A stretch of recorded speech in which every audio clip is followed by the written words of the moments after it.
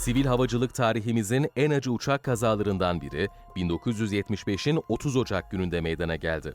Türk Hava Yolları'na ait Fokker F-28-1000 Fellowship tipi Bursa isimli uçak, mürettebat ve yolcularıyla birlikte Marmara Denizi'ne çakıldı. Kazada mürettebat dahil 42 kişi yaşamını kaybetti. Ancak 1975 Marmara Denizi uçak kazası oldukça ilginçti. Kazadan sonra yaşananlarsa durumu daha da gizemli hale getirdi. Kazayı aydınlatmak için herhangi bir çalışma dahi yapılmadı. 30 Ocak 1975 tarihinde Türk Hava Yolları'na ait Fokker F-28-1000 Fellowship tipi Bursa uçağı İzmir-İstanbul seferini gerçekleştirmek üzere kalkışa geçti. 345 sefer sayılı bu uçuş İstanbul'a kadar sorunsuz şekilde gerçekleştirildi. Hatta uçak iniş yapmak üzereydi. Ancak uçağın piste teker koymasına az bir süre kala Yeşilköy Havaalanı birden karanlığa gömüldü. Elektrikler kesilmişti. Pisti görmekte zorlanan pilotlar inişten vazgeçti ve yeniden havalanmak durumunda kaldılar. Bu arada havaalanındaki jeneratörlerin devreye girmesiyle pist yeniden aydınlatıldı. Pilotlar Marmara Denizi üzerinde yükseldikten sonra yeni bir iniş denemesi yapmaya karar verdiler. Ancak bu sırada Bursa uçağı kontrol kulesinin radarlarından kayboldu. Uçak radar ekranlarında görünmüyordu. Üstelik havaalanına oldukça yakın bir noktada olması gerektiği halde uçağın ışıklarına dair bir iz de yoktu. Yetkililerin bütün çabalarına rağmen uçakla irtibat kurulamaması üzerine alarm durumuna geçildi. 345 sefer sayılı uçak düşmüş olabilirdi. Uçağın düşmüş olma ihtimalinin her geçen saniye kuvvetlenmesi üzerine arama kurtarma çalışmaları başlatıldı. Ancak görünürde ne uçak kazasına dair bir iz ne de uçak enkazı vardı. Kısa bir süre sonra uçağın Marmara Denizi'ne çakıldığı anlaşıldı. Böylece arama kurtarma çalışmaları genişletildi. Ancak uçak kazasının gerçekleştiği gün İstanbul'daki hava koşulları gerçekten de son derece zorlayıcıydı. Rüzgar ve fırtına nedeniyle uçağa ulaşılamadı. Uçak beraberindeki insanlarla birlikte Marmara Denizi'nin derinliklerine gömülmüştü. 42 kişinin yaşamını kaybettiği 1975 Marmara Denizi uçak kazası, sivil havacılık tarihinin en korkunç ve en acı olaylarından biri olarak tarihe geçti. Peki ama bu uçak kazası nasıl gerçekleşmişti? Bursa isimli uçağın Marmara Denizi'ne çakılmasına sebep olan şey neydi? Kazadan sonra uçağın enkazını ve insanların cansız bedenlerini Marmara Denizi'nden çıkarmak için hiçbir girişimde bulunulmadı. Bu nedenle uçağın kara kutu olarak da bilinen uçuş kayıt cihazı da hiçbir zaman incelenemedi. Dolayısıyla kazanın sebeplerini ortaya çıkarma ihtimali olan kayıtlara ulaşılamadı. Öyle ki Bursa uçağının enkazı bugün halen Marmara Denizi'nin derinliklerinde gömülü. Elbette uçakta bulunan yolcuların cansız bedenleri de hala sular altında. Ölenler arasında Seyyal Taner'in kız kardeşi hostes Serap Özşahin ve Fatih Terim'in kayınpederi Kamuran Aksu da bulunuyor.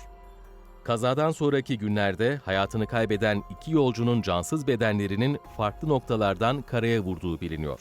Öte yandan zaman zaman Marmara Denizi'ndeki balıkçı ağlarına uçağın enkazından parçalar takılıyor. Enkaz alanına dalış yapılması ise resmi olarak yasaklanmış durumda. Yasak kararına rağmen olaydan tam 39 yıl sonra 2014'te Hüseyin Güngör adlı bir dalgıç enkazı görüntülemeyi başardı. Ancak 70 dakikalık kayıt yaptığı kamera su altında sıkıştı. Geriye sadece kısa bir görüntü kaydının olduğu ilk kamera kaldı. Kazanın nedenlerine dair herhangi bir araştırma yapılmaması bir takım komplo teorilerinin ortaya atılmasına sebep oldu. Bunlardan en dikkat çekeni Hollanda merkezli uçak firması Fokker'la dönemin yetkilileri arasında gerçekleştiği iddia edilen para alışverişiydi. 70'li yılların başında Türkiye, Fokker firmasından 5 adet uçak satın almıştı.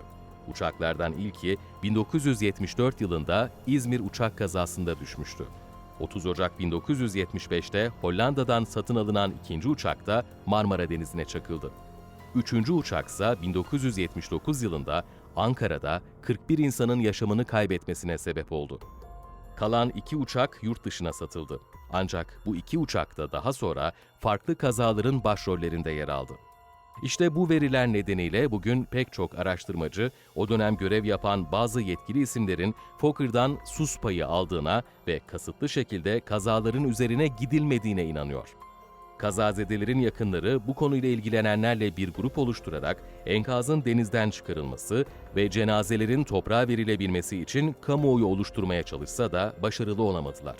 Bursa uçağı sırları ve cansız bedenleriyle Marmara Denizi'nin derinliklerindeki bekleyişini sürdürüyor. Gazeteci Eylem Türk, yıllar sonra bu uçak kazasını konu alan Beklerken adlı bir kitap yazdı. Beklerken, geride kalanların izlerini sürerek Bursa uçağındaki yolcuların yakınlarına ulaşan Türk'ün yaptığı röportajlarla oluştu. Kitapta yer alan öykülerden biri de gazetelerin o dönem gönüllü kahraman olarak adlandırdığı hostes Serap Özşahin'di. 1955 İstanbul doğumlu olan Serap Özşahin, Bursa uçağının hosteslerinden biriydi. Aslında o gün görevli değildi ama uçakta olması gereken hostesin hastalanması üzerine apar topar uçuşa yetişmişti. Özşahin'in ablası ünlü sanatçı Seyyal Taner, Beklerken kitabında kazadan sonra kardeşi Serap'ın cenazesine ulaşamadıkları için beklemekten hiç vazgeçmediklerini anlattı. O gece yaşadığı kabusla denize kıyafetleriyle girdiğini, kardeşinin adını bağırırken yakınlarının onu geri çıkardığını anlattı. Acısının hiç dinmediğini söyledi. Kazada resmi kayıtlara göre 41, gayri resmi kaynaklara göre 42 kişi vardı.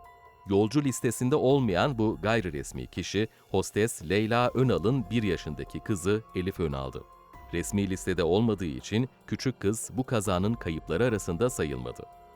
Düşüş sebebi herkesin kafasında hala soru işareti olarak duran uçakta ağırlıklı olarak iş adamları vardı. Türkiye'de halkla ilişkiler sektörünün tanınmış simalarından Nil Adula'nın ağabeyi, Salat Yağları'nın kurucusu, Alkim Kimya'nın sahibi, Türk Henkel, BP ve BİMAŞ gibi şirketlerin yöneticileri yine bu uçaktaydı.